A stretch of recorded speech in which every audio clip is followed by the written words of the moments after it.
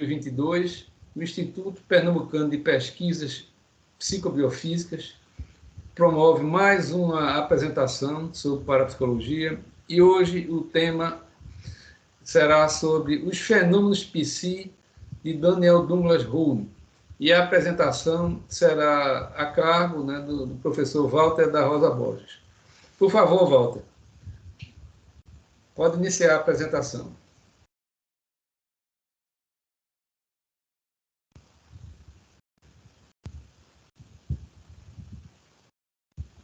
Walter, seu microfone está mudo. Pode começar a apresentação.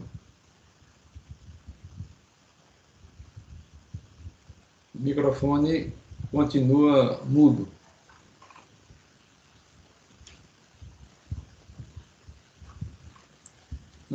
Estamos tendo um probleminha para iniciar, né, por conta do microfone. Walter, é só clicar no microfone aí e tirar a barra na... Agora? Agora, muito bem. É porque estava na sua imagem. Ah, certo. Na sua imagem eu não estava entendendo. Bom, esse trabalho eu apresentei há muitos anos lá no Instituto, quando nós estávamos ainda na Rua Sérgio Magalhães, onde passamos cerca de 11 anos. Eventualmente, eu me deparei com ele e combinei com o Jalmir que talvez fosse um tema interessante para nós conversarmos hoje, né? Então, são anotações muito antigas.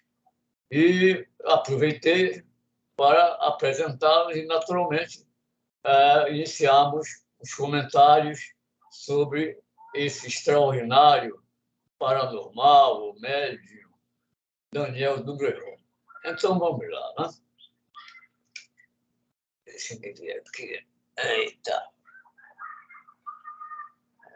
Slide.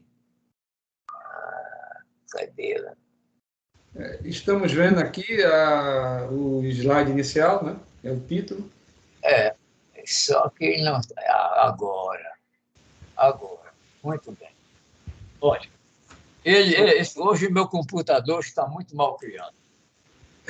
Como aconteceu com o seu. Bom, vamos lá. Daniel Douglas Home, ele nasceu na Escócia, né, nessa data, no século XIX, de 1833 a 1803. Ele morreu precocemente. O que é importante é que ele nunca foi pego em fraude. Então, essa história de que todos os médicos são fraudulentos e que todos os mágicos são mais competentes do que os cientistas é uma fábula realmente muito grande. Então, aí está Daniel Douglas Home, foi pesquisado por cientistas, não por mágicos, e, na verdade, todos os seus fenômenos foram comprovados. Ele, infelizmente, não gozava de boa saúde.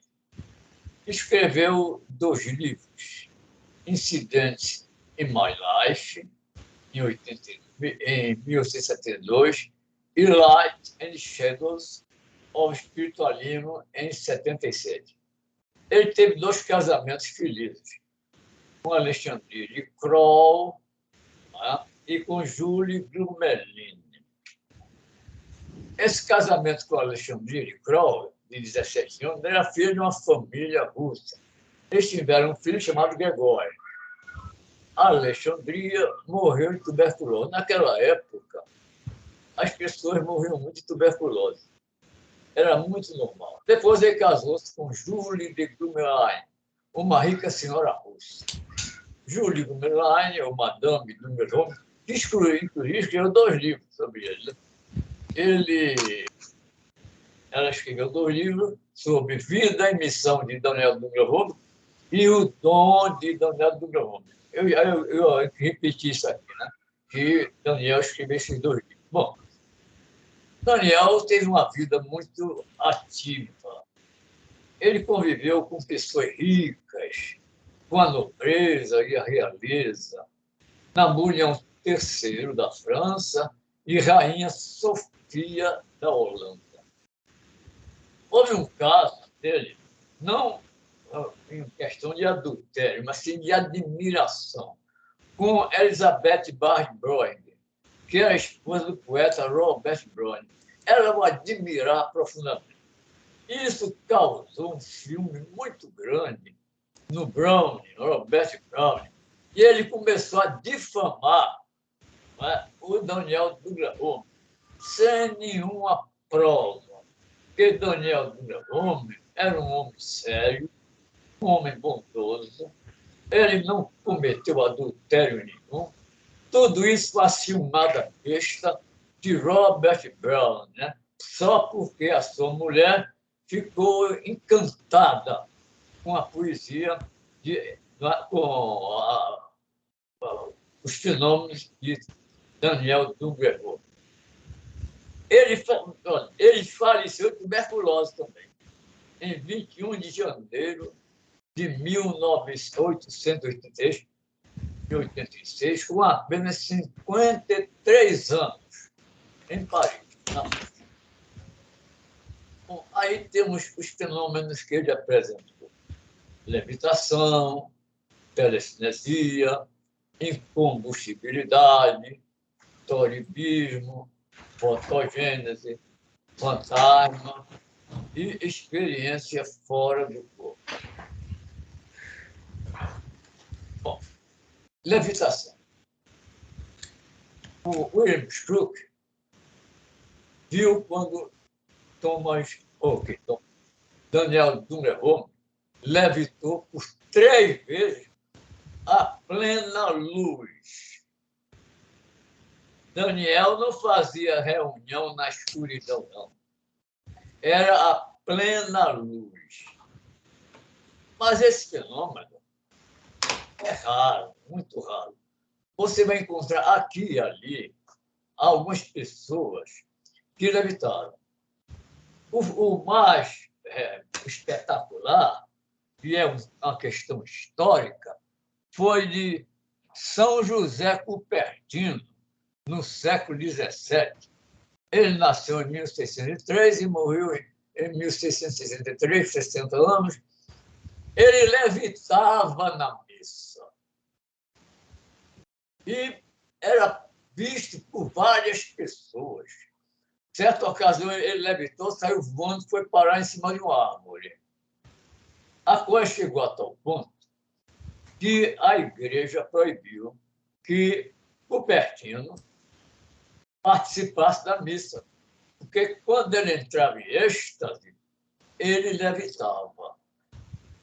Por aí se vê que esses fenômenos são raríssimos, o que não quer dizer que não existam ou que não existiram.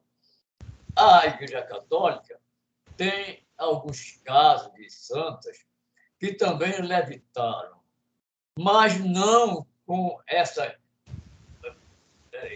expressão tão ampla como a de José Cupertino. Então, disse William Crook, os melhores casos de levitação de Home, observados por mim, realizaram em minha própria casa. Olha, não foi na casa de Daniel Douglas Home. Então, em uma ocasião, ele foi para a parte cara da sala e, depois de ter ficado de pé por um momento, disse-nos que se estava erguendo no ar. Vi que se erguia lentamente, em contínuo movimento deslizante, e permanecia cerca de 15 centímetros acima do piso, portanto, por vários segundos, quando então desceu devagar. Eu queria ver um mágico fazer isso em condições de controle. Nessa ocasião, diz Cruz, ninguém se moveu do seu lugar. Em outra ocasião, fui convidado a ir à casa dele. E aí, Home levantou-se 35 centímetros acima do piso. Passei minhas mãos sobre seus pés, sobre o contorno do seu corpo, quando ele estava no ar. Em várias ocasiões, Home e a cadeira onde ele estava sentado à mesa levantaram-se no ar. Algum mágico já fez isso? Isso geralmente era feito de forma deliberada. Home, às vezes, trazia os pés para o assento de sua cadeira, levantava as mãos diante de todos nós, e nessas ocasiões eu me abaixei e vi e toquei todos os 4 pés da cadeira fora do piso ao mesmo tempo. Os pés de Home estavam sobre o assento da cadeira. Menos frequentemente, o poder de levitação estendia-se aos que estavam sentados junto dele. Certa vez, minha mulher foi levantada do piso com a sua cadeira. Olha, que coisa extraordinária. Ele conseguia a levitação de outras pessoas. Algum mágico já fez isso ou fará? O Visconde Adei, Gêmeo Rudolf, esses 3 observaram o fenômeno de levitação. Quando, em 16 de dezembro de 1868, o homem levitando passou através da janela de uma casa em Londres para entrar pela janela de um vizinho a 24 metros de altura. O Dini, que era muito vaidoso, em Londres, no ano de 1922, afirmou que poderia realizar truque igual. Os espíritos declararam que não satisfariam com o trabalho de palco. Seria necessário que o Dini realizasse sua levitação sob as exatas condições e no exato local em que Romeu realizara.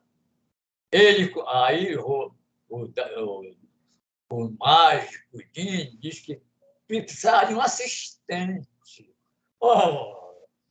De um assistente. Home jamais tivera qualquer coisa.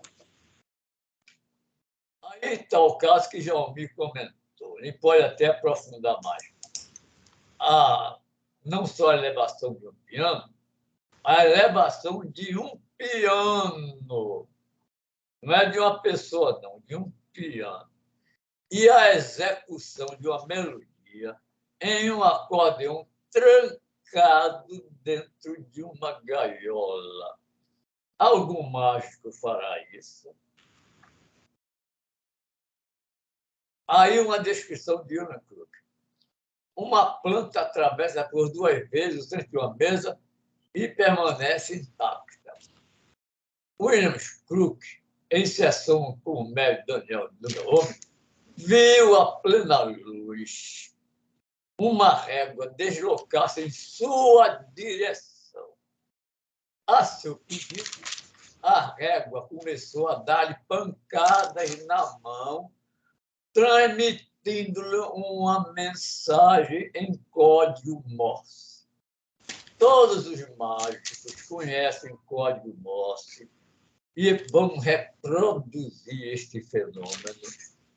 Eu quero dizer, para lembrar vocês, que também uma mão veio até junto de mim, apertou a minha, eu pedi para levantar a mesa e ela o fez. Naturalmente, eu estou mentindo.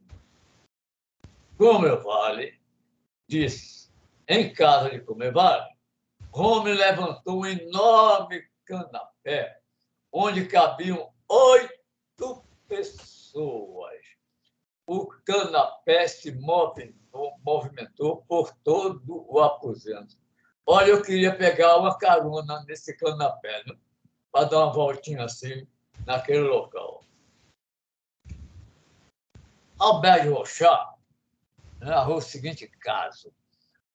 Numa experiência do Dr. Lolly com o médium Home, havia sobre a mesa um copo com água, 2 velas, um lápis e algumas folhas de papel. Tendo-se, deixa eu mudar isso aqui. Tendo-se, aqui não estou vendo, elevado com inclinação de 30 graus, todos os objetos que se achavam sobre a mesa se conservaram em suas posições como se estivessem aí colados. Pediram depois aos espíritos, que na verdade era o inconsciente de Daniel Dumbraume, que levantassem a mesa com a mesma inclinação e destacassem dela o lápis, conservando o resto em posição fixa. O lápis caiu no chão e os outros objetos conservaram a sua fixidez.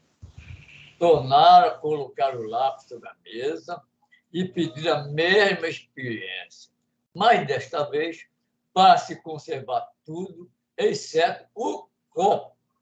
O copo escorregou e foi recebido à beira da mesa por um dos assistentes. Em outra sessão, a mesa ergueu-se sob um ângulo de 42 graus e sobre ela achavam-se um jarro de flores, livros e pequenos objetos de ornamento.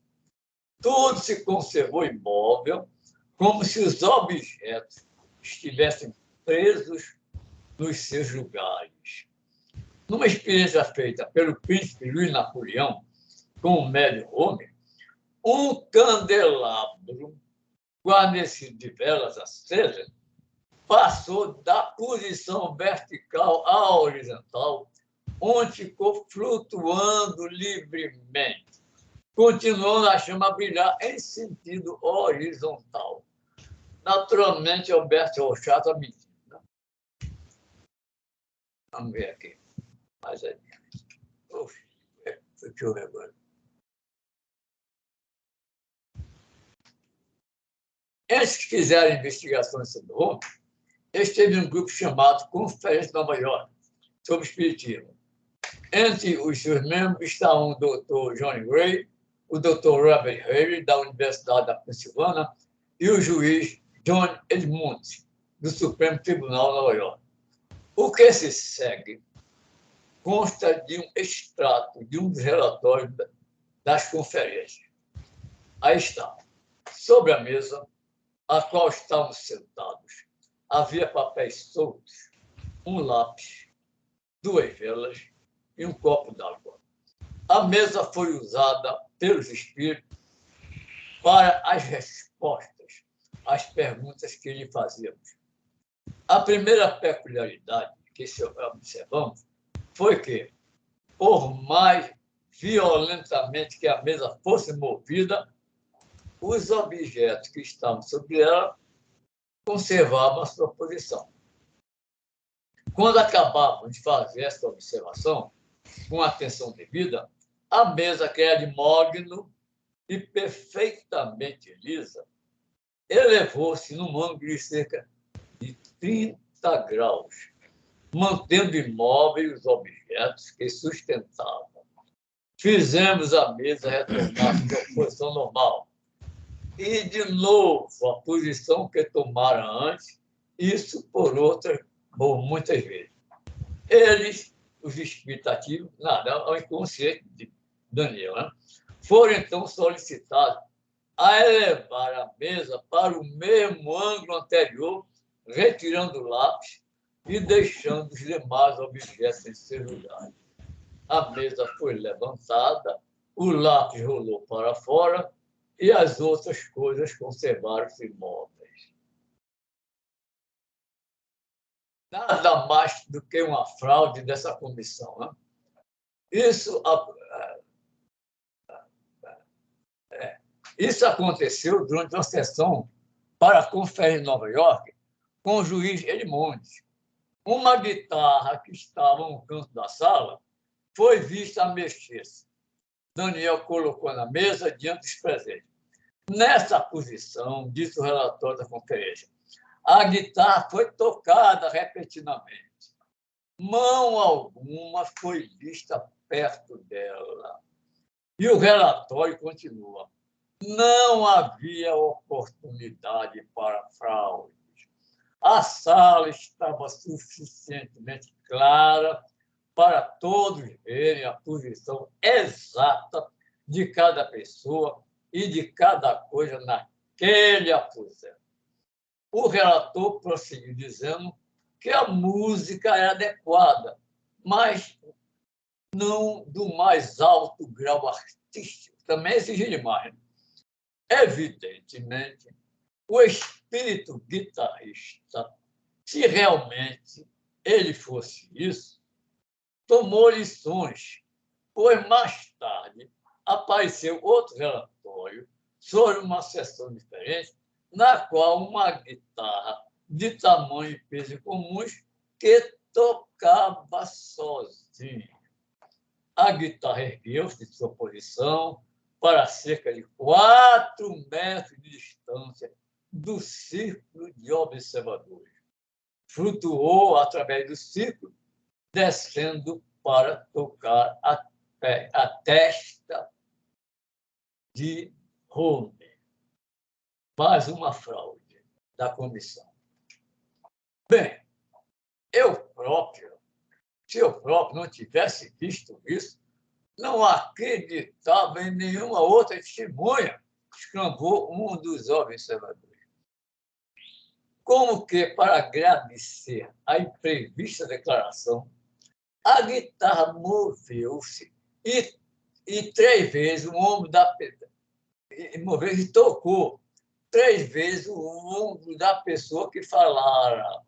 O relator da sessão declarou que, a essa altura, viu instintamente o contorno de uma mão segurando a guitarra. Eu acho que era Daniel do Gravone.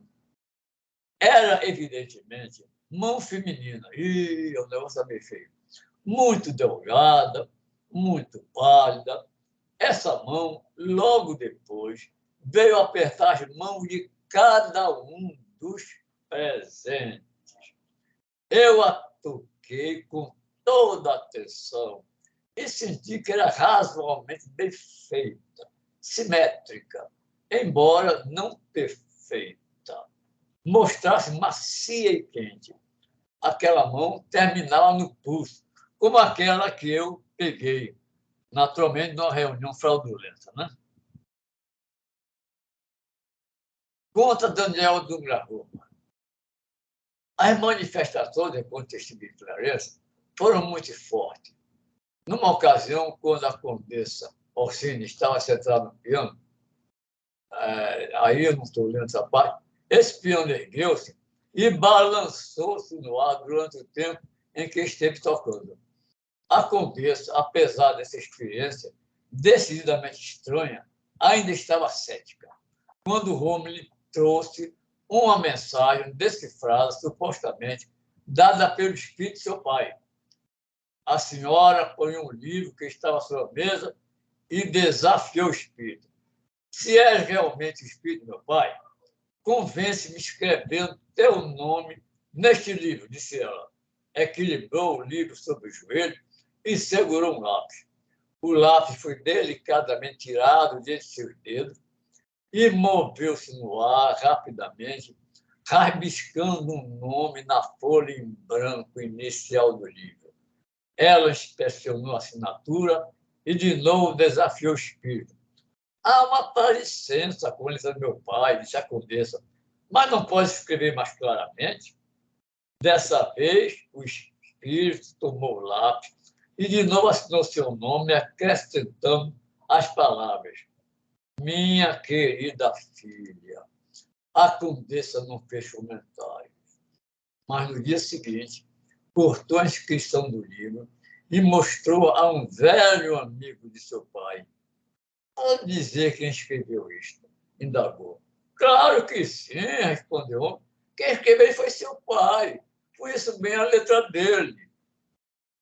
Isso foi escrito na noite passada, replicou a Condessa. Impossível. Oh, é verdade, sim, falou o marido da Condessa. O homem murmurou algo polidamente e saiu apressado. Mais tarde, confidenciou com outro convidado que o conde e a Condessa estavam loucos. Cadê, mano? Quando Roma chegou ao palácio, encontrou na sala de estar repleta de gente. recusou-se o mais polidamente possível a realizar uma sessão. Explicou que uma grande assistência perturbaria os espíritos, seus amigos. Na verdade, perturbaria o inconsciente dele. Né? Sugeriu um máximo de 8 pessoas.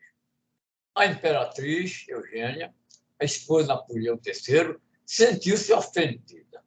Deixou seu aposento, lançando a Rome, ao sair, um olhar fulminante. O imperador tinha tido muita experiência com charlatões e fraudes. Além disso, era um mágico amador. Sorriu levemente e concordou escolher todas as pessoas, menos 8. Esperava colocar Roma em dificuldade. O imperador ficou tão interessado nas dívidas de Roma que a interrompeu, dizendo: a imperatriz deve ver isto. Napoleão mandou chamar Eugênia, que veio de má vontade. Por sugestão de Napoleão, o príncipe Joaquim Murat curvou sobre a mesa para segurar os pés de Roma. Como feiticeiro amador, ele próprio, e amigo do famoso mágico Robert Houdin, o vaidoso, Napoleão tinha conhecimento da arte dos truques. A mesa começou a balançar-se, o que certamente não era causado pelos pés de Roma, pois Napoleão falara com Murat e este sacudira a cabeça negativa. Não acontecia, pois o que tantas vezes foi afirmado. Então, em alguma coisa, deu-se um puxão na saia de Eugênia, que baixou rapidamente os olhos e pareceu esperar quando viu que poderia ter causado aquilo. Holmes sugeriu, então, que ela pusesse a mão sobre a mesa. Não fique surpreendido ou sobressaltado se outra mão tomar dela. A imperatriz, que ele pediu que a mão tomasse dela, Eugênio exclamou: é a mão de meu pai. Luiz Napoleão pôs-se rapidamente ao lado dela e colocou a mão sobre a mesa. Também ele identificou a mão como pertencente ao pai da imperatriz. Puderam identificá-la por causa de um dedo torto. A mão dá a impressão de estar usando uma luva. Eita, muita coisa. Bom, eu já estou ficando cansado. Né? Você quer ler, Jalmir?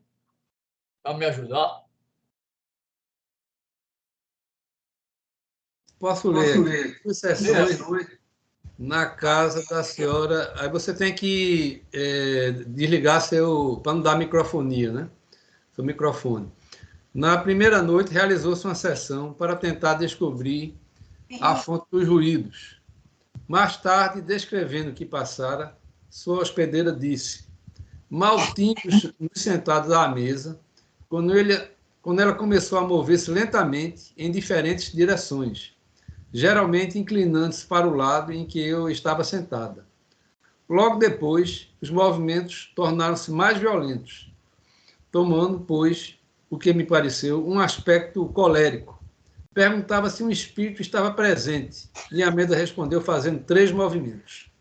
E a senhora continuou dizendo: uma cadeira amiga, de espaldar alto, que ficava a uma pequena distância da mesa, foi subitamente, e sem contato humano, puxada para junto dela, como se alguém, sentando-se, a tivesse arrastado. Nada era visível, todavia. A primeira sessão foi inconcludente. Holmes sentou-se. Holmes tornou a tentar na noite seguinte. Houve muita perturbação. Houve muita perturbação. Uma adaga saiu sozinha de sua bainha. A mesa foi levantada no ar e depois empurrada violentamente através da sala. Uma campainha tocou por si mesma. Então, conforme disse a senhora Crossman, meu cotovelo foi violentamente agarrado por uma mão, cujos dedos eu vi distintamente. Eram longos, amarelos e brilhavam. Falei delicadamente com o espírito, que me respondeu dizendo que estava infeliz. Prometeu voltar e falar mais na noite seguinte. Aí foi uma de combustibilidade. O Daniel Home, ele colocou a cabeça assim, perto da lareira e os seus cabelos não se incendiavam. Ele, inclusive, transmitia essa aptidão a terceiros. Outra coisa, toribismo. Era muito comum na sessão de Rome. Eu estou falando com dificuldade porque eu estou com a garganta inflamada. O toribismo são pancadas, né? Era comum nas sessões de Rome a produção de violentas pancadas nos diversos cantos do recinto onde ocorriam as sessões.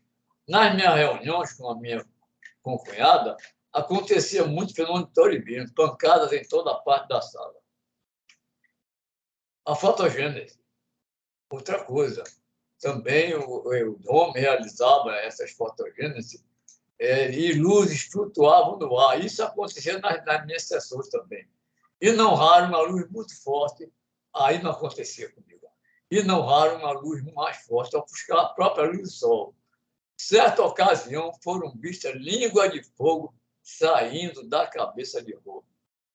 William Crookes assistiu a algumas dessas manifestações, comprovando a sua autenticidade.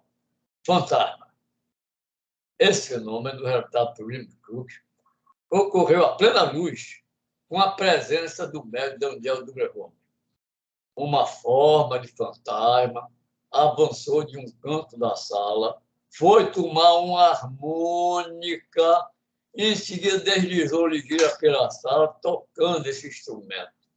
Essa forma foi visível durante vários minutos por todas as pessoas presentes ao mesmo tempo em que se via também o senhor Home. Aí tem um caso de experiência fora do corpo. Eu queria que Jalmir lesse aí para também eu poupar minha garganta um pouquinho.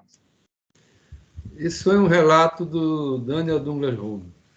A voz que ele falara antes dizia-lhe: agora a morte não é senão um segundo nascimento, correspondendo, sob todos os aspectos, ao nascimento natural.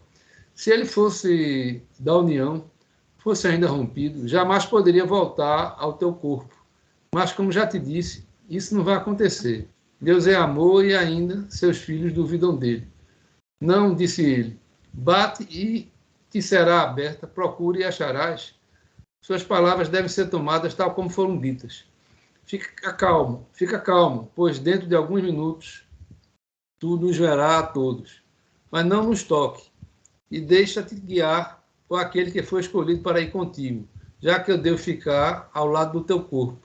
Luz estranha fez-se ver em torno então. Jamais os raios do sol terreno lançaram todos os raios, fortes em beleza, suaves em amor, aquecidos no resplendor vital. Aquela luz celestial vinha dos que achavam de pé diante de mim. Mas ainda assim, a luz não era criada por eles, mas lançada sobre eles de uma fonte mais alta e mais pura. O espírito de alguém que Home conhecera na terra conduziu para a sua excursão aérea. A propósito, parecia ser o de dar-lhe conhecimento de como o mundo dos espíritos observava os que amou na terra. Isso é um relato do próprio, né? Do próprio Douglas Home. Aí, continuando, né? Home e seu guia flutuaram sobre uma nuvem purpurina até que Daniel pudesse ver o chalé rústico abaixo deles. As paredes fizeram-se transparentes aos seus olhos, né? As pessoas que ali moravam estavam adormecidas. E vários espíritos que estavam vigiando os adormecidos. Um desses espíritos tentava imprimir em seu filho a ideia de onde encontrar uma relíquia perdida, né, em um quarto anexo, via alguém atormentado em seu sonho, produto de um corpo doente.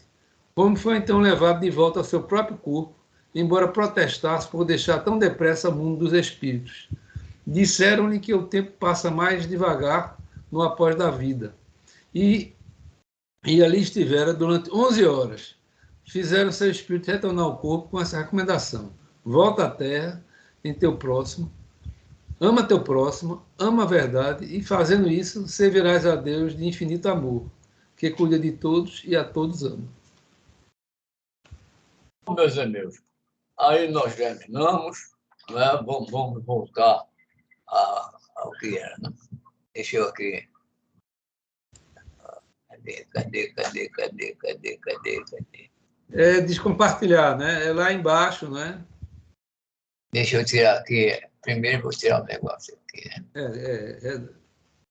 Fecha aí o arquivo.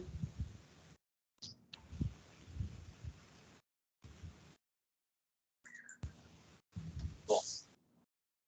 Pronto. Aí embaixo tem uma parte parada de compartilhar. Vou procurando. Cadê? Está lá no canto direito. Está muito pequenininho para... Aqui tá perto. Isso.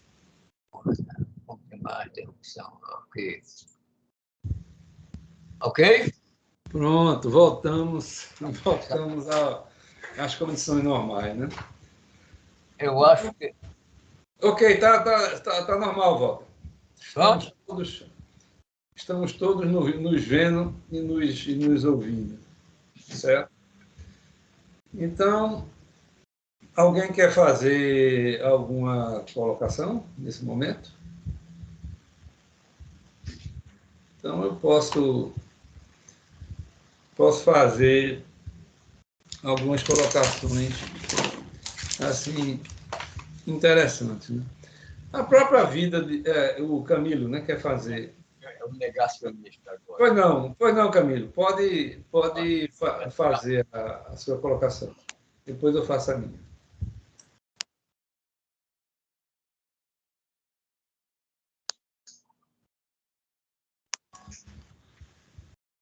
Não, continua mudo. É só clicar. Agora, não, ele está ficando. Agora, liberou. Agora está ouvindo? Isso, bem. Deu para ouvir aqui o que Walter falou. Walter, um grande pesquisador, né? Ninguém pode tirar esse mérito dele, né? O que você também falou, Jaumir, tudo isso. Bom, eu mesmo, na verdade, eu não acredito em tudo aquilo que eu vejo. Fatores que presenciamos e tantos outros de que ouvimos falar não vêm simplesmente pelo acaso, sem a participação de qualquer fator de influência pessoal determinante. Mas, se na verdade essas coisas acontecem, mesmo até que não seja verdadeira, e uma pessoa é capaz de tudo isso, eu tiro o meu chapéu para ela. Mas, se na verdade essas coisas acontecem mesmo na íntegra, então, oposição que aqui ponho de lado. É isso. Muito obrigado. Walter quer fazer algum comentário? Ou... Perda de tempo. Vamos em frente. Tem nossa amiga aqui, Rosa Adélia, que quer fazer, levantou a mão.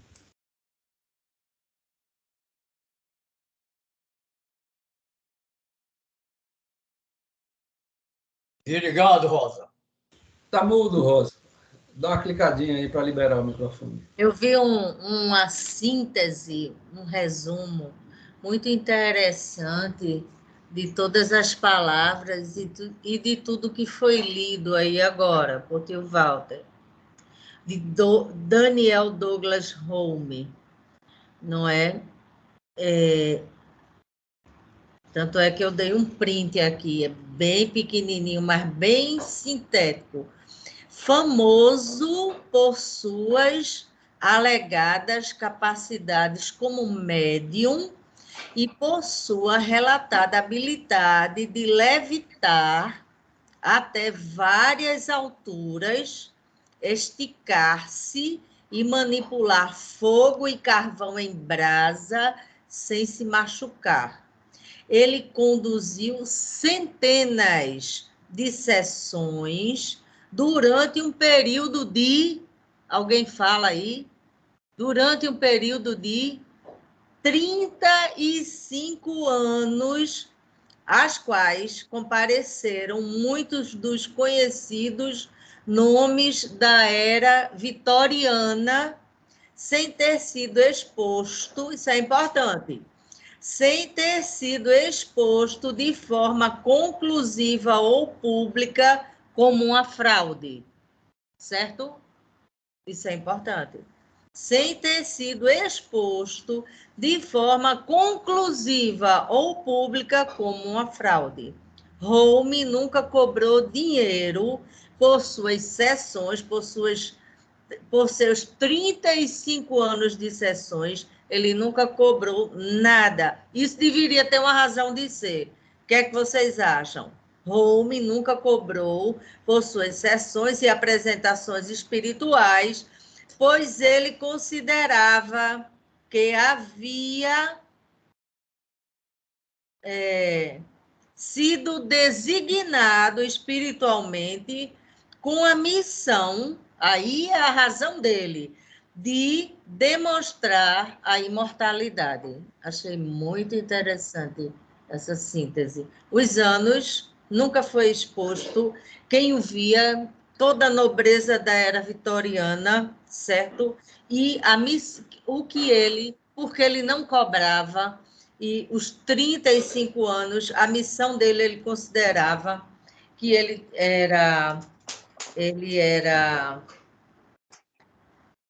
queria demonstrar em todos esses anos a imortalidade da alma. Tanto é naquela experiência com o pai e a filha, não é? Ele procurando passar uma mensagem escrita do pai para a filha. Achei interessante esse resumo. Obrigada. Volta, algum comentário? Não, está certo. Isso que Rosa falou é verdade.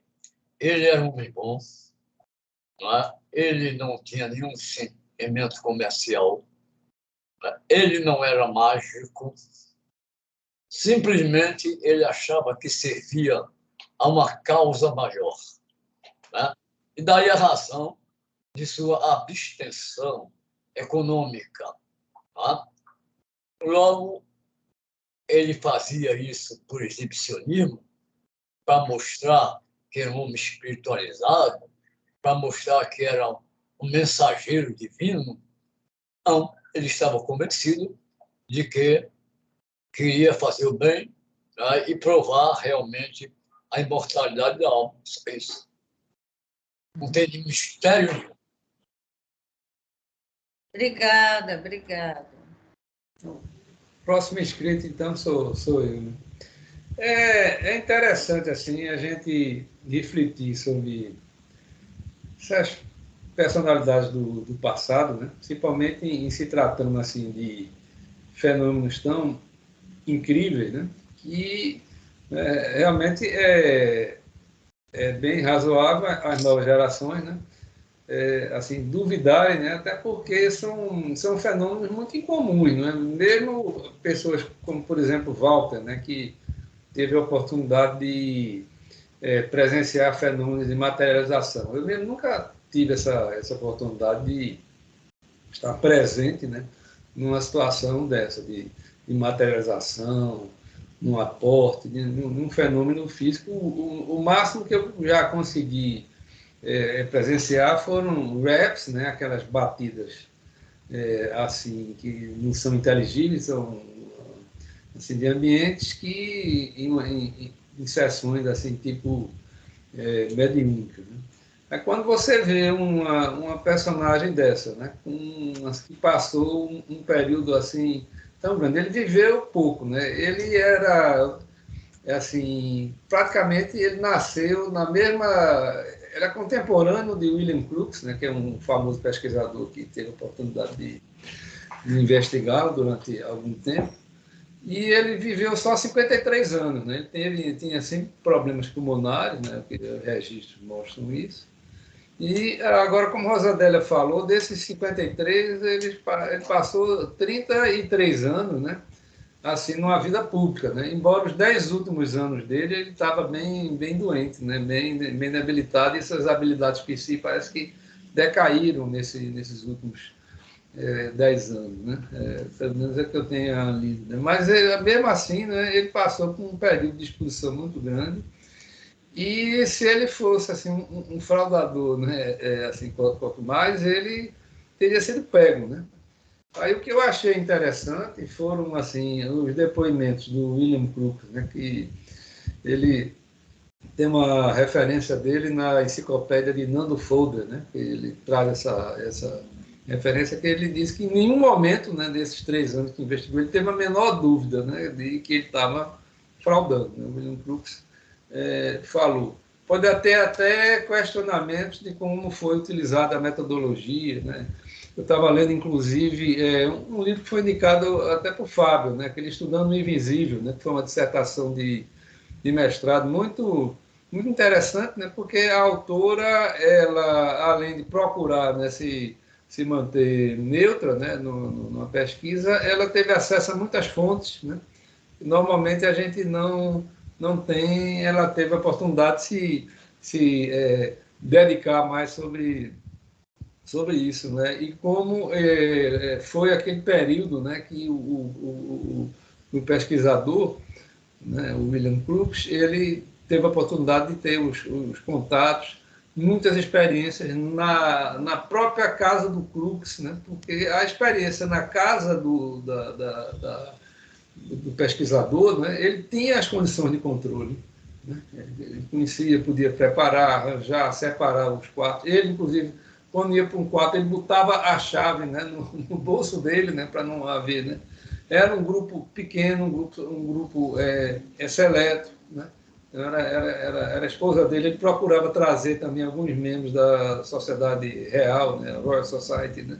Ele fazia parte, tinha esperança, né, mas não foi aceito o Crookes, né, tinha esperança de esses experimentos serem aceitos, né, por lá e não foram, né, passou assim, muitos dissabores, né, o Crookes por isso, né, até porque era uma fase, ele tinha menos de 40 anos, né, quando começou a pesquisar, né, ele já era famoso, tudo, mas ainda tinha uma longa vida ainda a ser consolidada, quer dizer, tinha muito a perder.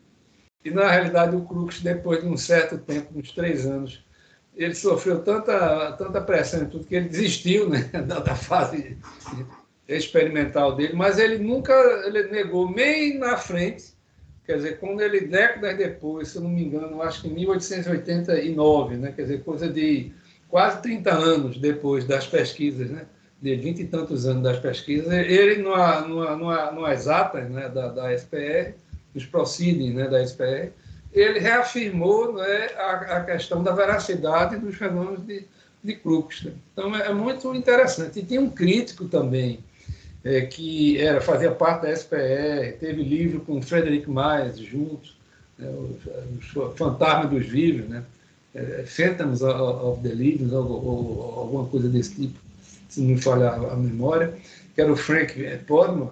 Era muito crítico, era assim, tipo um caçador de fantasma. E ele tem um depoimento, né? Esse depoimento eu vi também na enciclopédia psíquica de Nando Folder. Ele tem um depoimento literal, né? Dando essa questão, né, de que não teve fraude, né? Então, é bem curioso essa questão, assim, né? Primeiro, de levantar-se fraude, que é a primeira hipótese, é natural, né? A hipótese do maravilhoso, ela é uma hipótese que ela tem que... A fraude é a primeira hipótese de trabalho, isso é natural, né? E também é curioso desse período você não ter, assim, teve aquelas pessoas que difamaram, ele teve ações até jurídicas, né? Ações assim de lei, de briga de herança, de doações na vida dele. Então, ele era uma figura assim muito de fino trato, que era uma figura educada, de fino trato, que ele era uma figura assim que a gente pode dizer hoje como sedutora, né? Ele tinha acesso, né, toda essa alta sociedade, né? aí, em vários países, foi lido até aí na transparência, no slide de Walter, né? A questão da seção na França, né? Com Napoleão III e a esposa dele, também na Rússia, na Holanda, né? Ele teve uma atuação muito grande e não vivia, ele aceitava presente, né? Assim, né? Ele vinha, o pessoal pagava tudo para ele, mas não era aquele que dizia, olha, é X, eu só vou se X, e no final ele recebia ou antes recebia. Ele tinha essa questão de troca de favores, né? Ele era bancado as viagens dele, tudo, né? pela alta nobreza. Isso tem que ser dito, né? Agora, os fenômenos dele são muito assim interessantes. Esse fenômeno da vela, né? Realmente o que acontece? Isso é uma questão física, né? Você tem uma vela, né? Aí a chama, ela tem a questão tanto da gravidade como da convecção, né? Do consumo do oxigênio. Tudo. Então, foi dito que a chama ela acompanhou, né? Ela não ficou na vertical, como nome, ela acompanhou o movimento da vela, a inclinação da vela. Isso é contra a lei da física, né? Como naturalmente também levitar é contra as leis da física. E o Crookes, né? William Crookes, ele foi o que mostra o livro aqui da Juliana Mesquita, né? É que nesse período de 3 anos, né, onde ele apresentou, inclusive, a publicação em 3 experimentos, o Crookes também foi aprendendo, né, com o fenômeno. Ele foi enriquecendo, né, ou enrijecendo os seus controles, né, as descrições, né.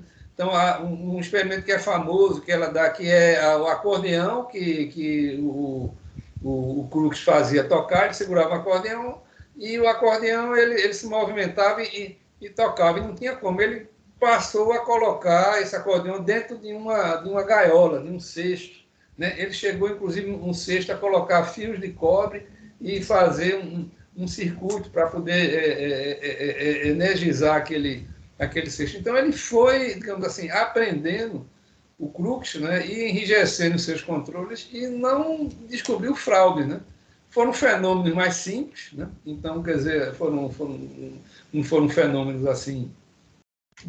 Ele viu alguma coisa de materializações, mas o que está mais bem detalhado do Crookes foram fenômenos que ele fez uma espécie, ele pegava na mesa, a mesa de um lado, vocês estão vendo aqui na imagem, tá certo? Aí, passando uma tábua de cerca de 90 centímetros de comprimento por 30 de largura, aproximadamente.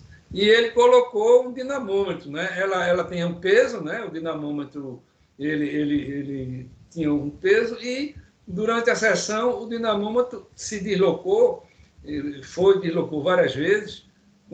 Ele dá lá a quantidade lá, tipo de 6 libras, né? 6 libras é mais ou menos, arredondando, 3 quilos ou quase isso, que ele colocou. Ele chegou até a fazer um gráfico do movimento dos pêndulos. Quer dizer, foram condições razoavelmente controladas, né, para a época, né, e sem fraude. Né? Então, como é que você vai... Quer dizer, ele tinha um PK, né, como a gente chama hoje, né, assim, bem acentuado, que pôde, algumas vezes, como tem esses experimentos de Crookes, em situações razoavelmente controladas. Né? A gente não tem hoje o aparato tecnológico, né, disso, mas o que se podia, assim, na época, né, foi, né, situações bem interessantes. Né? E a gente, se ele considerava isso uma missão divina, tudo é uma questão particular, né, assim, do médium, né? Mas ele tinha essa questão, atribuía essa força assim a espíritos. O próprio Crookes, na época, ele falava de espíritos, né? Mas aí o livro da Juliana, ele acha que ele não fala no mesmo significado dos espiritualistas, né? E a própria história de Crookes, ele tinha uma influência, ele teve um irmão, esses experimentos foram de 1871 a 1874.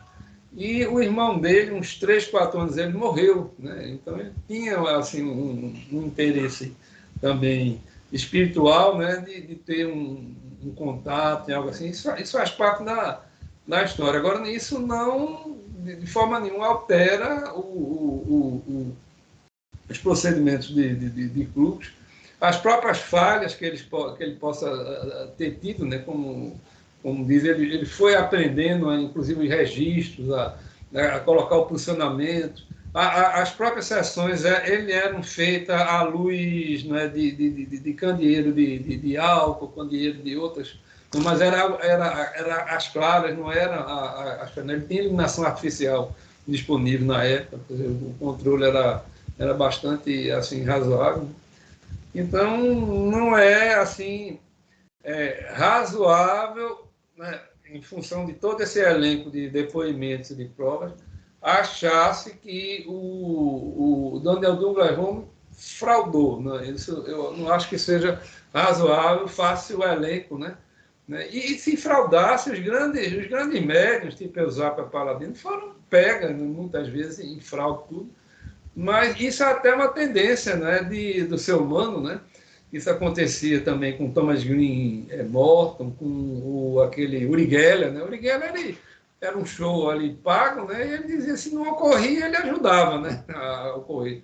Tem a fraude consciente e a fraude inconsciente também, de você estar numa expectativa que o fenômeno ocorra. E parece que isso com Home, né, não foi pego. Ninguém assim, descobriu, e na época, né, ele tem muitos livros. Eu fiquei até curioso em saber, porque o Crookes, né, como homem de ciência famoso, foi Sir, né, no cavaleiro, né, ele foi uma figura proeminente, né? Então, na sociedade, ele foi presidente também da Associação Britânica para o Progresso da Ciência, presidente da Sociedade de Química. Ele era um homem muito prestigiado. Na época você tem muita bibliografia.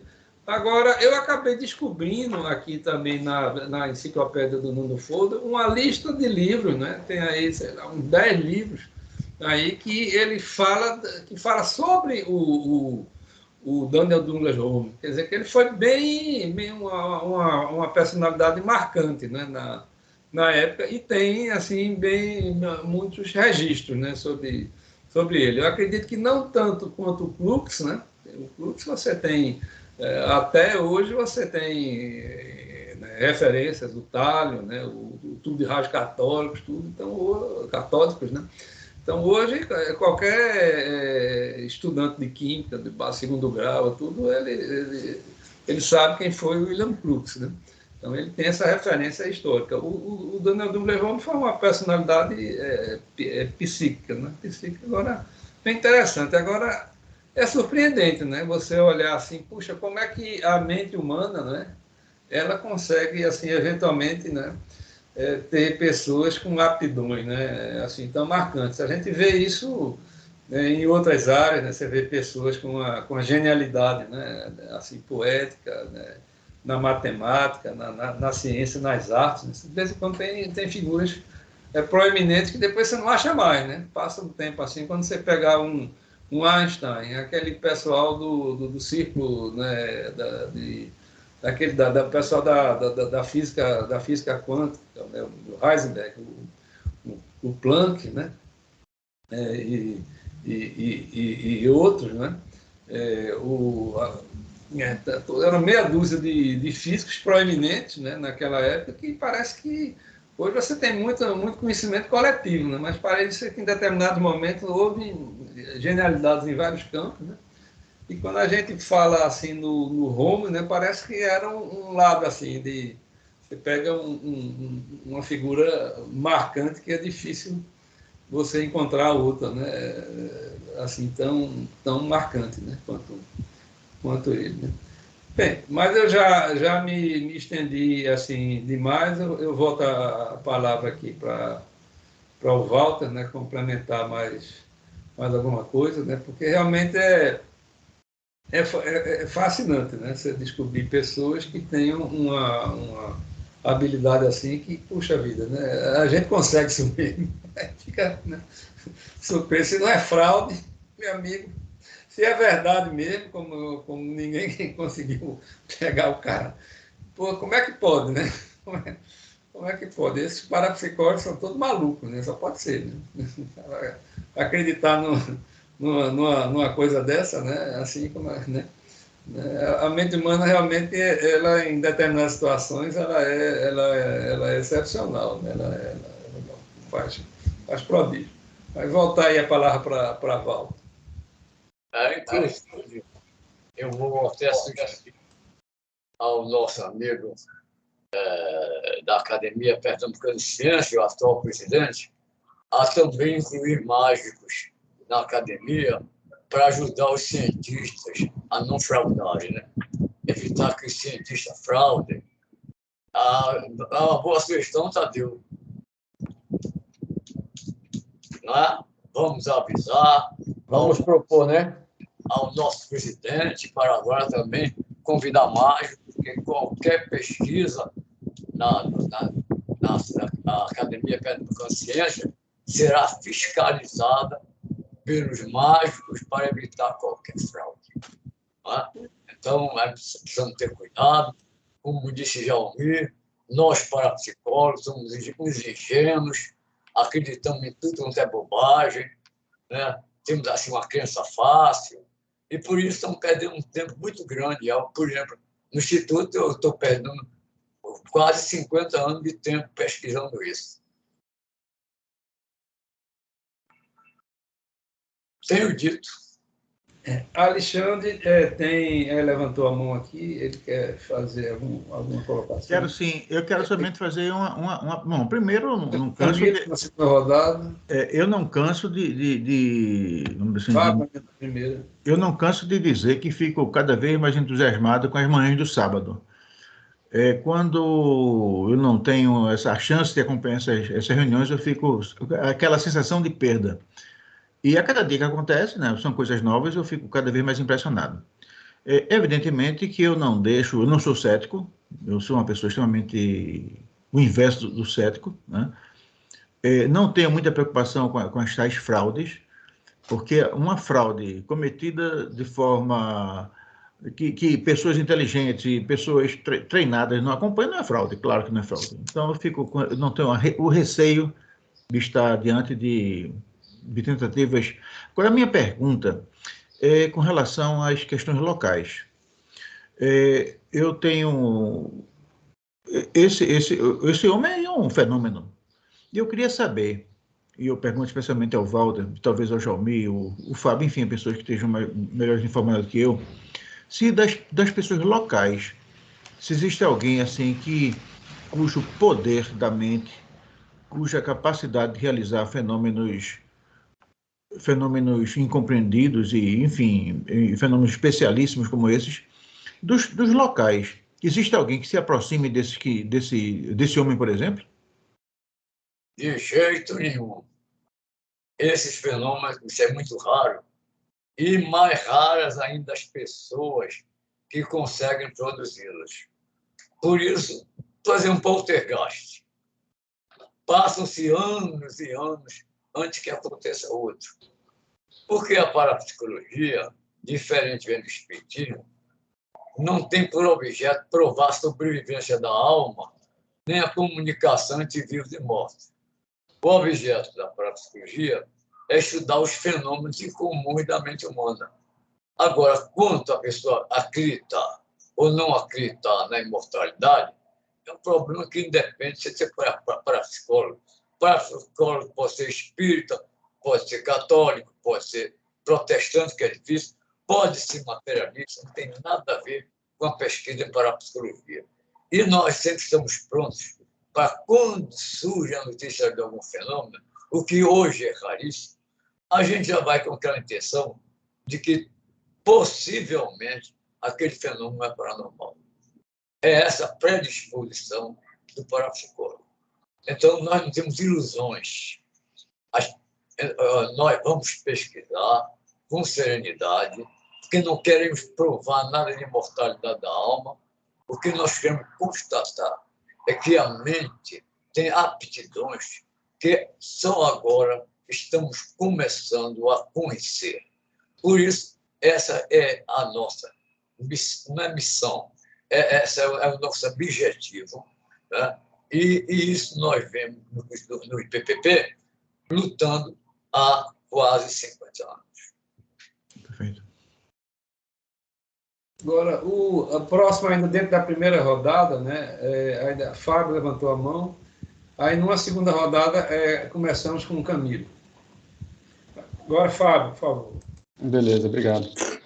Parabéns, Walter. Bem interessante, como sempre, né? O resgate aí dessas figuras como o Romy, que você trouxe. Eu acho, sim, fascinante o caso dele, realmente. Eu acho também que ele é foi um grande paranormal e acredito bastante em toda a fenomenologia dele, assim. Aproveitando o gancho que o Alexandre deu aí sobre algum local, a fenomenologia do Romy, ela é bastante dentro daquilo que a gente enquadra até no espiritismo como mediunidade de efeitos físicos, né, que está mais relacionada a esse tipo de manifestação de materialização, de levitação, e aí todas aquela lista de fenômenos que o Walter, né, elencou ali a respeito do Romy.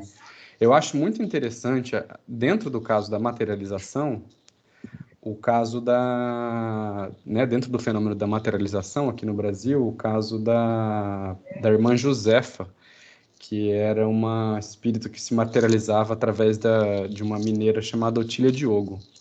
É um caso bem documentado, é um caso que tem muita coisa interessante, apesar de depois ter evoluído por uma controvérsia bem grande, né? Esse, entre os bem documentados, assim, eu acho bastante interessante mesmo, vale a pena dar uma olhada, o da Otília Diogo. E aí, sobre o que eu ia falar, é que, antes da opinião, da fala do Alexandre, é que eu acho, sim, muito interessante que a gente tem uma predisposição natural, né? Vamos dizer assim, metodológica aí, que o Walter colocou, de duvidar do fenômeno, né? E esse é uma predisposição cultural até hoje em dia, né? Culturalmente se duvida, tanto que esse tipo de informação a respeito de um médium como de um paranormal como o Romy, isso aí não chega vamos dizer assim, a um nível de conhecimento geral, de conhecimento do público, né? Isso não, um tipo de relato assim não informa a nossa cultura de maneira geral de jeito nenhum, né? Porque ele é considerado uma excrescência, algo tão extraordinário, algo tão incrível, algo tão maravilhoso, que ele já é descontado, assim, ó, não vamos nem falar sobre isso aqui, porque mesmo que tenha qualquer índice de veracidade, a gente não vai comentar sobre isso, né? A cultura, de modo geral, é muito incrédula a respeito disso. E eu acho muito interessante, porque o que eu acho interessante é que, tudo bem, vamos tomar como natural essa incredulidade a respeito desses fenômenos, porque realmente a gente tem que duvidar das coisas para a gente não ser enganado, né? Mas aí, se você passa a analisar a cultura e no que ela acredita, você também também é interessante aquilo que a cultura toma como até como aspiração, como inspiração, como esperança dela, né? Então, se você analisa várias produções artísticas, de TV, de documentários, de séries, de filmes, você vê que a nossa cultura hoje ela acredita, né? Ela espera, há uma ânsia, que hoje até o pessoal chama tem até um nome requintado para isso, que é o movimento transhumanista, né? Que é que ele preza por uma integração do ser humano com as máquinas, e que um dia a inteligência artificial e o nosso conhecimento sobre a tecnologia vai ser tão grande que o ser humano vai ser quase que indistinto das máquinas, né? E aí há todo um universo assim até de fantasia a respeito disso, de como será esse mundo, e a gente aspira por isso, né? Fala, um dia a gente vai conseguir guardar nossa memória, né, biológica nas máquinas. Um dia a gente vai conseguir fazer o upload da nossa personalidade numa nuvem, né? E a gente vai conseguir continuar vivendo dentro dos... Então, esse é todo um universo de ficção científica que ele concretiza uma espécie de aspiração coletiva nossa. E é engraçado como é engraçado como que a gente não manifesta, ou pelo menos não manifesta um tipo de incredulidade semelhante ao que a gente manifesta a respeito desses fenômenos ditos espiritualistas, né? Parece que a gente tem uma predisposição maior a um certo tipo de fantasia e não a outro, né? Eu acho engraçado isso, eu acho engraçado como que a gente... E aí isso aí poderia ser dito como um componente materialista da nossa cultura, né? Eu não sei, eu não tenho opinião formada sobre isso, eu só acho curioso como que... em certos círculos, se você mencionar e você conversar sobre essas fantasias de ficção científica, as pessoas vão falar, nossa, que verdade, isso é o futuro, né? Promessas do futuro, e como que a gente espera que um dia a gente vai poder fazer isso. E ao passo que se você falar sobre Daniel Douglas Home, o pessoal vai falar, oh meu Deus, que é isso, que absurdo, isso é coisa de gente crédula, né? Então é engraçado como que a nossa cultura incorpora certos elementos que às vezes não são muito bem pensados pelas pessoas, mas que dizem muito sobre elas, né? O que elas acreditam. Esse comentário, eu já até fiz esse comentário anteriormente em algum momento, mas é uma coisa que sempre me chama atenção, assim, quando as pessoas se demonstram tão incrédulas a respeito desse fenômeno, mas se você parar para conversar com elas, você vai ver que elas creem em tantas outras coisas. Era só isso. É verdade. Nós que gostamos muito de ficção, e isso nem a ciência escapa. Essa aqui é a verdade. Quando Einstein disse que matéria e energia congelada, eu fico com pena dos materialistas. Eles estão acreditando que não existe. Então, eles não deviam ser materialistas, eles deviam ser energistas. Porque nada, não há matéria, tudo é energia. Então, você é energista e não materialista. Consequentemente, essas ficções são necessárias. O mito, a ficção, a arte, a filosofia são importantíssimas na vida humana. Não é só a ciência, mas sim esses recreios intelectuais. Quem é que não gosta? Eu, por exemplo, gosto muito da mitologia grega. Porque na mitologia grega, os seres humanos criaram os deuses à sua imagem e semelhança. Tudo quanto é safadeza dos seres humanos são os deuses olímpicos, porque eles foram criados por nós, diferentemente do Deus que nos criou a nossa imagem e semelhança. Se nós somos a imagem e semelhança de Deus, é uma péssima imagem de Deus. Então, eu prefiro os deuses criados à nossa imagem e semelhança, porque sabemos que eles são como nós. E podemos, então, melhor compreendê-los, e isso nós, então, nos compreendemos também. Então, vamos continuar nessas pesquisas, nas nossas ficções, que em todo canto nós vamos encontrar isso. Quantas teorias científicas não passam de exercícios matemáticos que, finalmente, não correspondem à realidade. Gödel mesmo reconheceu isso. É a mesma que você querer provar muitas coisas com palavras. É a mesma que eu provar com algarismo. Então, nós temos de compreender essas coisas porque fazem parte da natureza humana. Tenho dito. Walter, me permita só assim, uma reflexão dentro dessa linha de Fábio, né? Aí, e depois eu passo a palavra para a Camille, que, puxa, a ficção científica é permitida, né? E a questão de outros assuntos, como, por exemplo, a paranormalidade, não é, né? É coisa de crença. Isso parece que a própria nossa cultura, né? Quando a gente foi pouco a pouco quantificando, colocando a ciência num destaque maior de valorização que hoje tornou mais árida, né? A existência humana.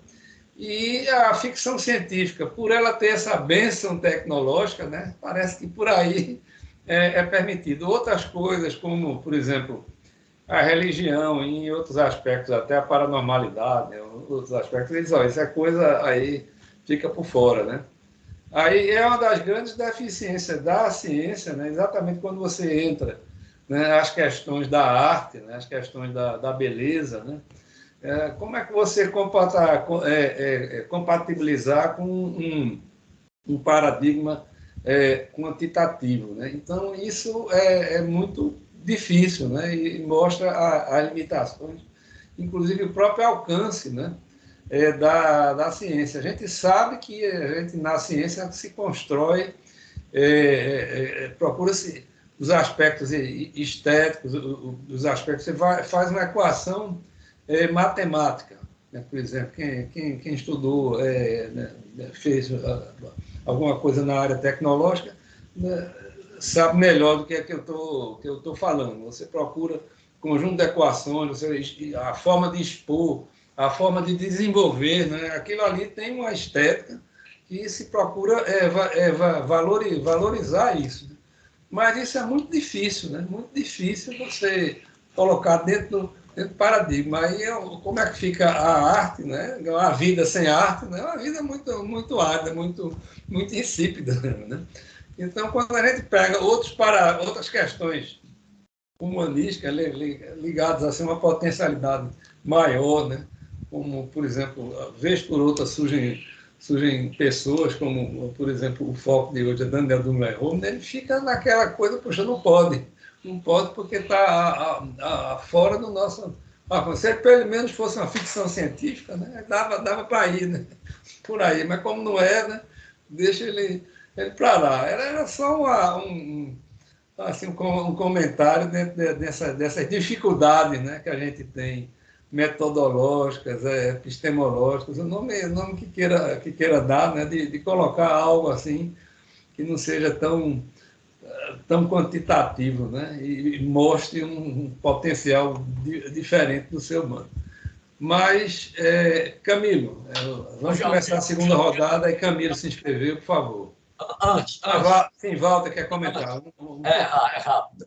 Aproveitando que Fabrício está a gente marcar um encontro sobre esse encantamento moderno que é a inteligência artificial. Seria um tema muito bom. E como nós temos aqui um engenheiro, parece que eu estou olhando para ele. Tem dois, tem o outro tá ali, ó. E tem você. Eu estou falando que Alexandre está ali caladinho, né? Ele não é só escritor, ele é engenheiro. Então, que tal vocês dois conversarem sobre inteligência artificial, que é tanta coisa maravilhosa, né? As máquinas vão nos dominar, nós vamos ser submissos às máquinas. Olha, é tanta fantasia bonita e aterrorizante. Né? E eu acho que é oportunidade de a gente conversar esse assunto e ficarmos cada vez mais assustados. O que é que vocês acham? É um tema, pelo menos assim, que para mim interessa muito, né? É a questão da inteligência artificial e nos múltiplos aspectos, né? Não só...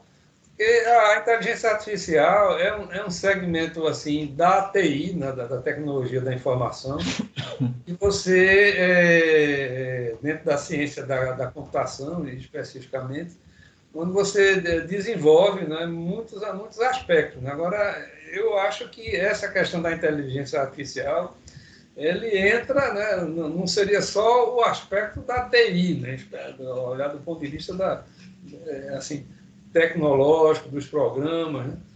Tudo que a gente vai e consulta o Google, né? Você vai lá, entra no Google, ele tem uma inteligência. Hoje você vê que os buscadores aí, você procura uma coisa, ele expande, você às vezes não precisa nem digitar tudo, ele já está ali jogando, né?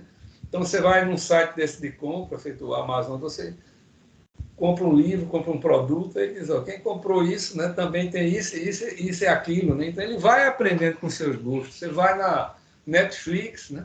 Aí ele vai ver um filme, Aí você vai dizer se gosta ou não gosta. Quando você diz que gosta ou não gosta, ele já vai tentando, né, através da inteligência artificial, né, montar um perfil, né, para oferecer determinados produtos, né? Isso é um aspecto, né? Assim, agora um outro aspecto bem mais amplo, eu acho que esse é é como isso afeta os nossos paradigmas, né, de visão, de aceitação da realidade, né? Porque hoje que a gente está jogando é os limites, quando a gente fala de realidade virtual e outras coisas, a gente está falando de expansão de limites de consciência, tudo, que é uma coisa, né, que a gente fala hoje, alguém falou aqui que está na nuvem, né, isso aqui, acho que foi Tadeu, alguma coisa, está na nuvem, está isso, está aquilo outro. Então a gente está colocando assim por dimensões que a gente não tinha antes, né? E além das questões que tinha antes, como o lado assim espiritualístico, né? O lado espiritual, né? Que é um lado religioso, místico, filosófico, né? Tem uma vertente que hoje você vai por outras vertentes também. Eu acho fascinante esse assunto. A gente pode fazer isso. Vamos marcar. Ô, Walter, deixa eu falar um pouquinho. Eu acho esse tema espetacular. Pelo visto, o avião é superior ao homem, porque voa. E o único ser que voou, além de Zé Cupertino, né, que deve ter sido mentira, né, Daniel de Roma, também teve Ícaro. Mas Ícaro foi imprudente, voou muito alto, derreteu a cera da asa e caiu. É isso. Fantasia. E vamos marcar essa reunião. Mas, ô Walter, deixa eu. Não, mas tudo bem, mas deixa eu finalmente falar uma coisinha. Para quem não sabe, eu presido o Clube de Engenharia de Pernambuco. E há um tempo atrás, a minha formação acadêmica é de engenharia, né? Eu fiz uma especialização em transportes urbanos e trânsito. Depois eu fiz um curso de mestrado em produção. Depois fiz um mestrado em desenvolvimento. E a gente começa a ver que a engenharia não é exatamente aquilo que muitas pessoas pensam. No Clube de Engenharia, nós fizemos um levantamento e nós descobrimos que existem 500 tipos de engenharia. Então, é praticamente impossível que um engenheiro ele domine mais do que 2 ou 3 modalidades, né? Quer dizer, teria que ser um gênio e teria que ser uma pessoa que não está muito, enfim, não se enquadra muito bem no formato geral do ser humano. Mas eu acho que a inteligência artificial ela excede muito a questão da engenharia. Existe uma questão objetiva de como ela é realizada, e isso naturalmente teria que ser apresentado por um engenheiro da área, né? Mas o que eu acho que é mais profundo são as formulações, são as implicações. Você delegar a uma máquina decisões que envolvam, por exemplo, a vida, delegar a uma máquina decisões que envolvam o relacionamento humano, isso implica muita coisa. Então, eu acredito que a gente deva discutir, e mais uma vez, eu me curvo a sua capacidade de ver as coisas, Walter, é realmente impressionante. Mas eu acho que talvez mais importante do que a gente ver a inteligência artificial do ponto de vista técnico seria a gente analisar a inteligência... A gente analisar não, a gente, sei lá, de alguma forma se debruçar sobre a questão da inteligência artificial a partir das implicações filosóficas e das implicações antropológicas e sociológicas. Porque a técnica é uma técnica, né? Técnica é técnica, não tem muito o que pensar, né? Existe naturalmente a formulação intelectual muito profunda, existe uma articulação, um envolvimento científico muito profundo, mas eu acho que o que é mais importante é justamente as implicações filosóficas, sociológicas e antropológicas da inteligência artificial. Era isso que eu queria dizer. Claro, tem toda a razão. É isso mesmo, Alexandre, é isso mesmo. A gente precisa ter uma visão global para poder ter uma compreensão maior da realidade. Olha o Daniel Dumler-Home nos instigando aí a muitas coisas, né? Mas vamos passar a palavra para Camilo aí, para poder a gente continuar aqui no tema, que a gente deu uma desviada assim sobre os aspectos assim incomuns da mente humana, né? O expandido, né, da mente humana, né, com a inteligência artificial, e o Home, né, nos levou a essa reflexão também. Por favor, Camilo. Tá mudo. É só dar uma clicada aí no seu... Agora, pronto. Epa, não, voltou a mudo. Tá mudo ainda. Agora. E agora? Não, agora tá bem, estamos lhe ouvindo bem. Tá bem? Isso. Olha, eu sou um tanto quanto positivista, porque eu criei uma teoria chamada blepsnologia, como todos sabem. E quer dizer qualidade da visão do espírito. Mas a minha teoria é uma ciência que tem por objetivo o estudo comparativo dos sistemas, do mecanismo, do controle automático, da função e da comunicação com os seres vivos e com as máquinas. Essa é a blepsnologia. Eu tenho que explicar. E também lido com a semiótica. O que é a semiótica? Semiótica é o estudo dos sistemas simbólicos, entre eles a linguagem. A disciplina é tradicionalmente dividida em 3 áreas. Sintaxe, que é o estudo abstrato dos signos e de suas interrelações. Semântica, o estudo de relação dos signos e dos objetos a que são aplicados. Pragmática, o estudo de relação daqueles que estudam o sistema e o próprio sistema. Entra Saussure, que diz a semiologia. Kristeva, o fluxo não racional do elemento do eu infantil. E assim eu também considero em mim, conservo também essa alma infantil e surreal que frequenta o adulto.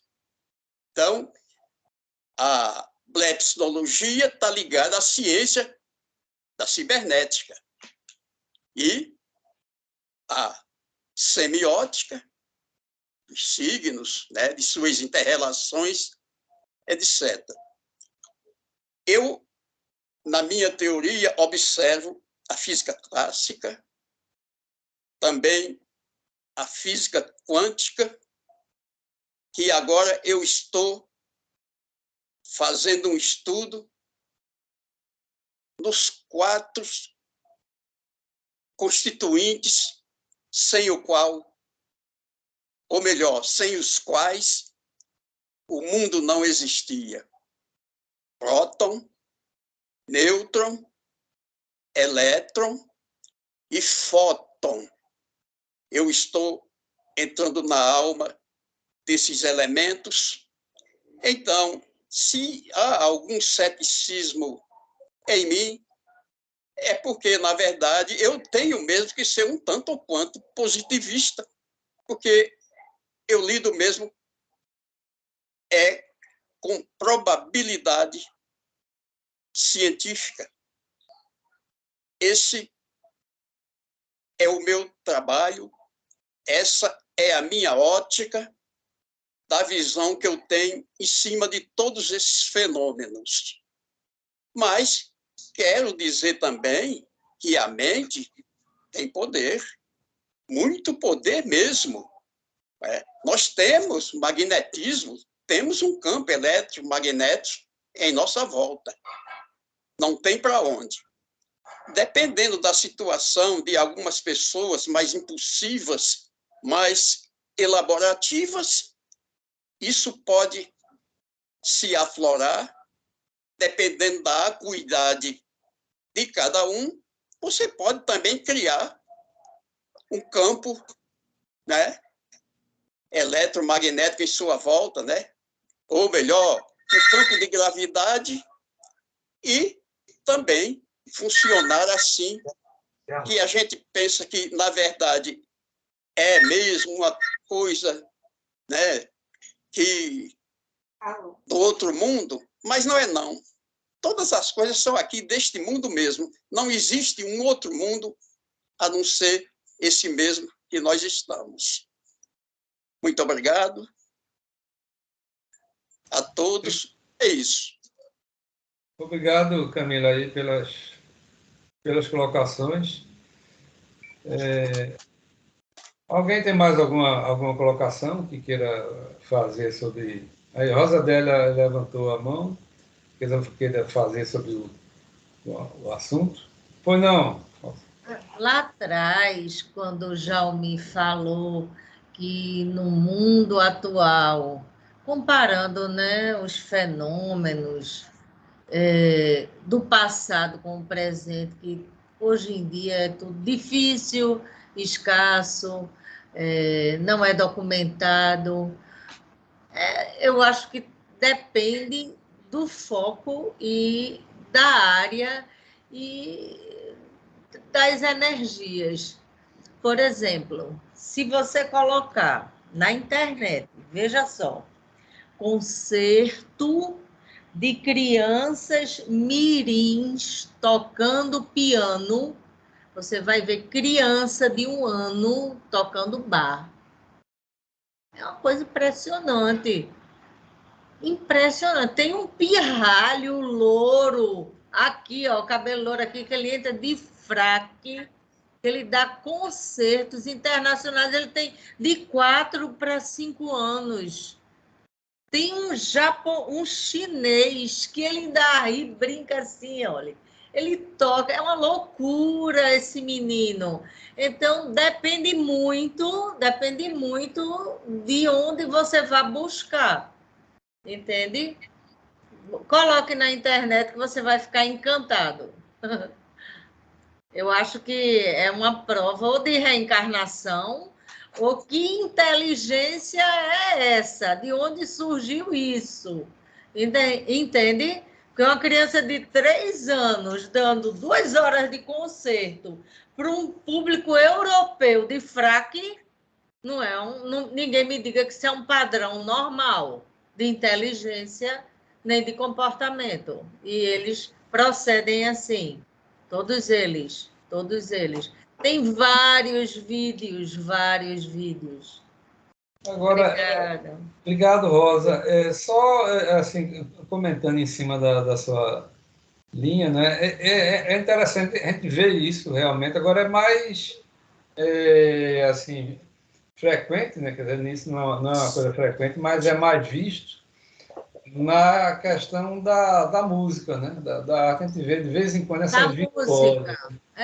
Engraçado. Em outros aspectos, da matemática, em outros, mas é mais raro, né? É verdade, mas a música, uma aptidão, ela tá assim, ela tá chamando a atenção, porque é muita criança, entendeu? Pequenininha, que não consegue atingir nem o pedal do piano. Meu Deus, é cada show, cada coisa diferente.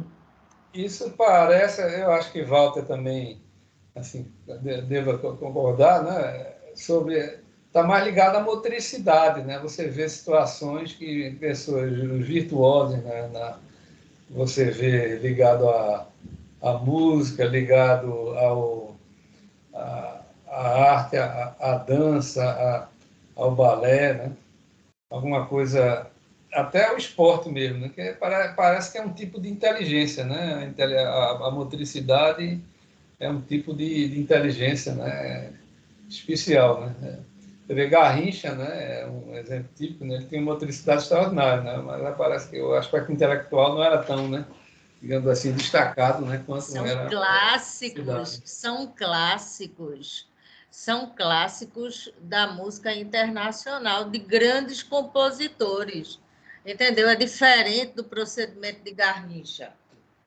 Não, o Garrincha é típico da motricidade, né? O aspecto da música, eu concordo com você, né? Você ter um domínio de uma obra aí de um bar, né? Como você falou, né? É uma coisa realmente tem uma performance, né? Tem uma performance aí que vai por trás, né? Não sei se Walter quer comentar alguma coisa sobre isso. Essas notícias extraordinárias, muita gente vai dizer que são fake news. Não é verdade? Não é, é claro, mas a mente humana nós conhecemos muito pouco. Como é que nós vamos criar limitações e dizer, não, isso não é possível? Como é que nós sabemos que não é possível? Por exemplo, o que é o acaso? É a probabilidade que nunca aconteceu antes e aconteceu. Então ele diz, isso aconteceu por acaso. Mas as probabilidades são infinitas. Nós não temos capacidade de conhecer todas as probabilidades. Conhecemos algumas que são habituais. Então, quando acontece uma que nunca aconteceu antes, nós não... foi por acaso. Quer dizer, o acaso é a probabilidade não conhecida que aconteceu. Não tem mistério nenhum. Agora, querer reduzir a mente humana aos nossos preconceitos, isso não é científico. Com certeza. Bem, meus amigos, alguém quer fazer mais alguma colocação? Se não tiver, a gente pode encerrar aqui o encontro, né, nessa manhã de hoje. E só lembrando que no próximo sábado nós teremos também uma outra apresentação, sempre nesse mesmo horário de 9h30. O Instituto hoje é a nossa 14ª apresentação do ano, contínua. Só quando tem algum evento de feriado, assim, tipo Carnaval, Semana Santa, né? Fica mais difícil nos reunir, né? Alguns viajam e etc. Tal, fica mais difícil. Mas aqui, o Instituto, sempre ao longo dessas décadas, né? Ele prestigiou, sempre esteve envolvido com a questão da interdisciplinaridade, não só a parapsicologia, né? A parapsicologia é o carro-chefe, mas ela acaba, né, assim, tendo um lado interdisciplinar com tudo, né, praticamente. Hoje estávamos falando, né, sobre inteligência artificial, né, e outros aspectos, né, aí de criatividade da mente humana que, né, os aspectos psi estão nesse contexto, né? Então, essas questões aí de psi estão interligadas a todo lado, né, criativo da mente humana. Tadeu, ele levantou aqui a mão. Por favor, Tadeu. Antes de encerrar, hoje temos que cantar parabéns antecipadamente aí para o nosso Jaumi, que faz aniversário amanhã. Até tá bem. Vamos cantar. Amanhã, não pode, diz que antes da azar. É nada. Desde suas superstições, isso não existe, não. Mas isso não existe, não. Mas na turma dele, né? O Tadeu, já estamos convidados. Já estamos convidados. Pois é um bolo virtual, né? Bolo virtual. Com direito a refrigerante ou suco. Tá certo? Então, pessoal, a gente se encontra no próximo sábado, né, nesse mesmo horário aqui, um pouco antes. Estamos. Tá? Então, isso aí, minha gente. Até mais. Obrigado aí a todos. Até o próximo sábado. Até mais. Bom fim de semana para todos. Muito obrigado por tudo. Um abraço aí, Camila. Um abraço a todos. Isso aqui é o nosso aprendizado. Pois é. Muito obrigado a todos. Obrigado também. Tá, tchau.